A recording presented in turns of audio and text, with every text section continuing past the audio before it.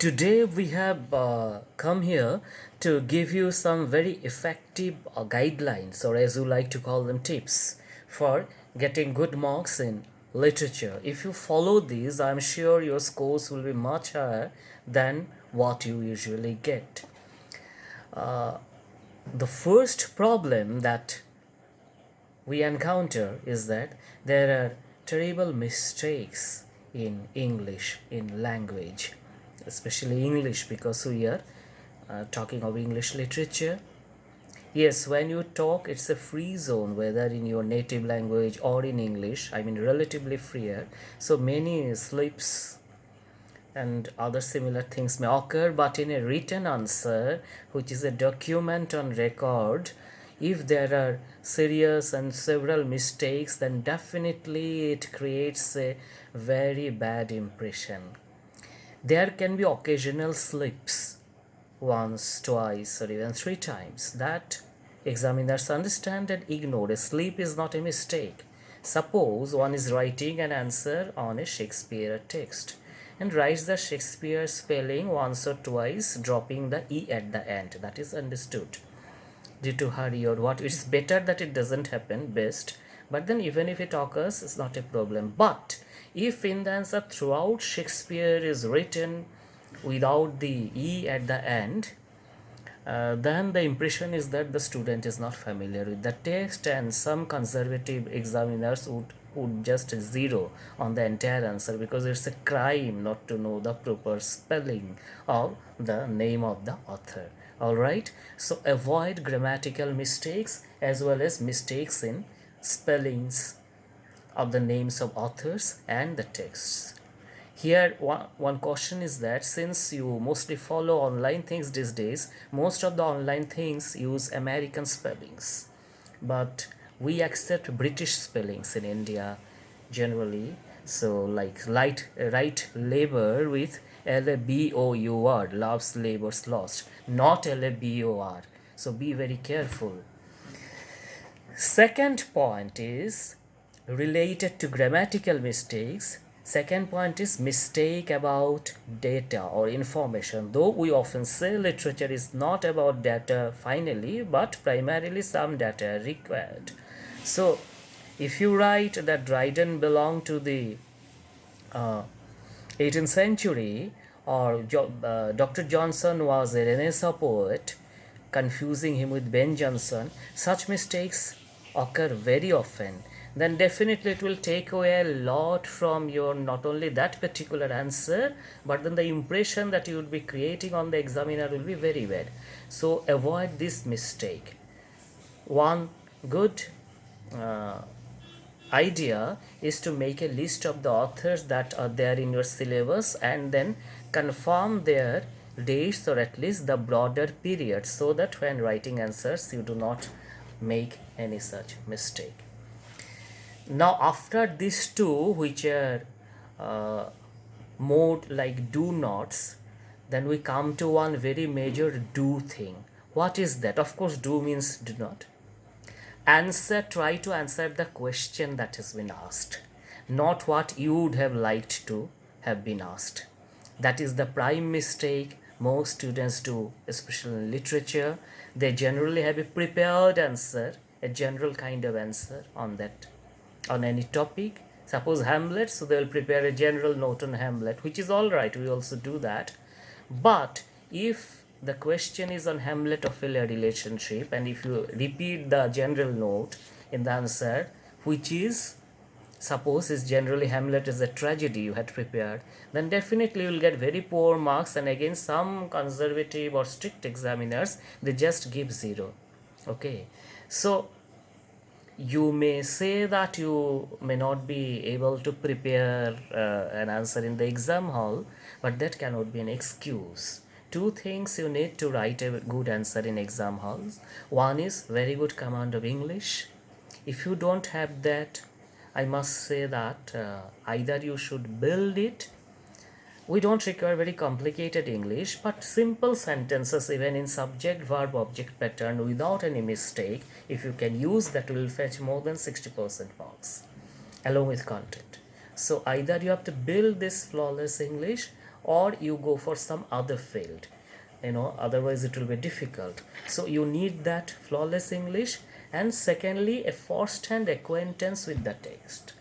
I'm making many videos to help all students as much as I can during the pandemic. But in most of my videos, I say at the end that my reading or my lecture or any other's reading or lecture cannot replace the student's reading of the text. Even if Derrida reads a text, say Hamlet for you, you may read Derrida's reading of Hamlet as an additional text, but that cannot be a supplement for your reading of Hamlet. Yes, by reading notes of Shyamji Lal or Judukul Tilak, if you represent them well, you may get 50 or even 60% mark. But if you want to get really good marks, you have to write your answers.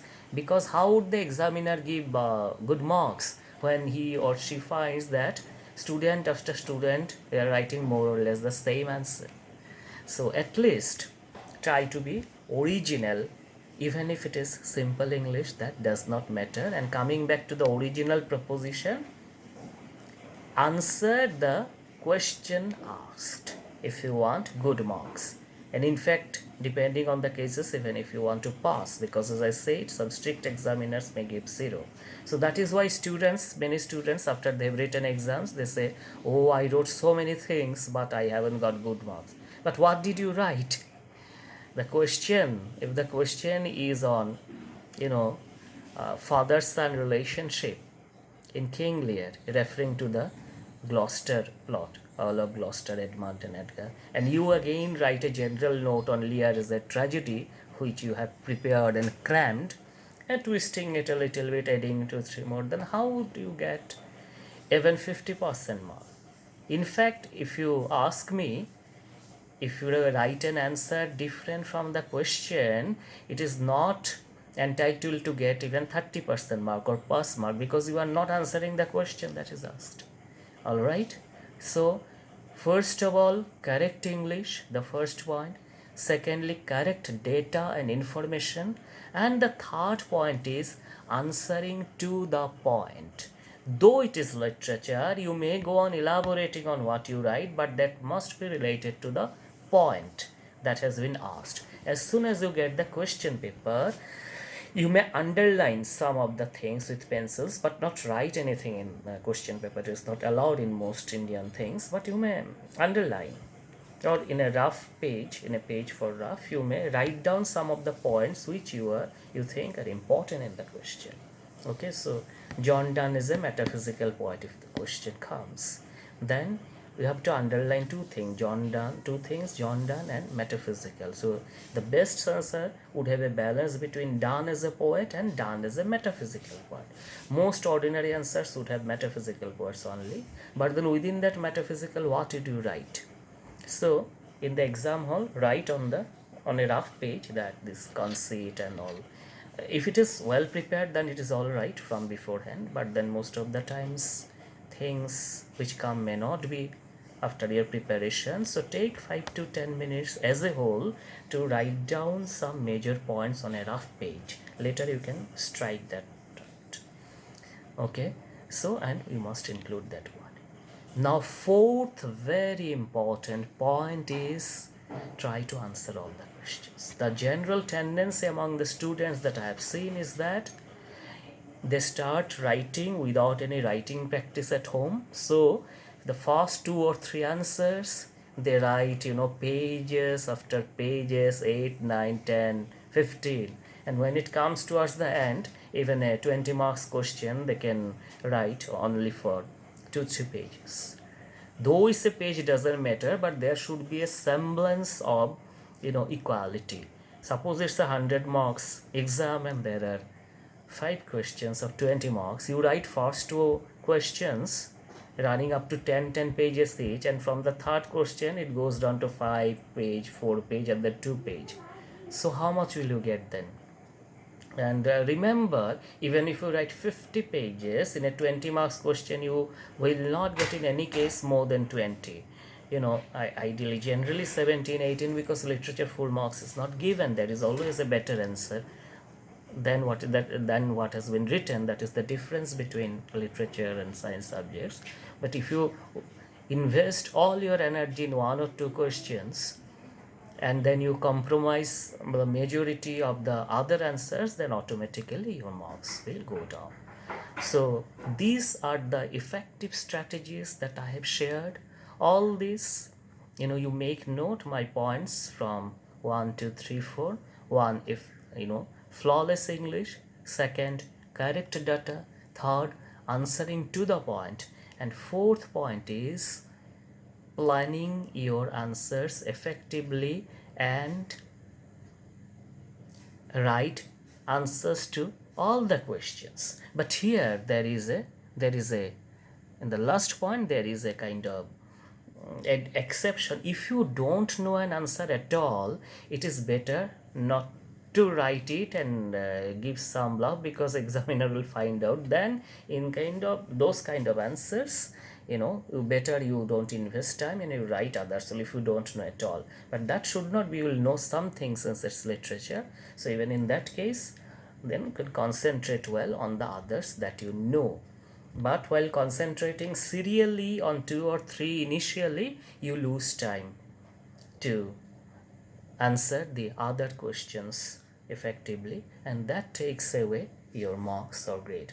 I'm confident that if you follow these 4 strategies, your scores will improve, you know, effectively. Even there would be a kind of dynamic race. Wish you all the best. Thank you.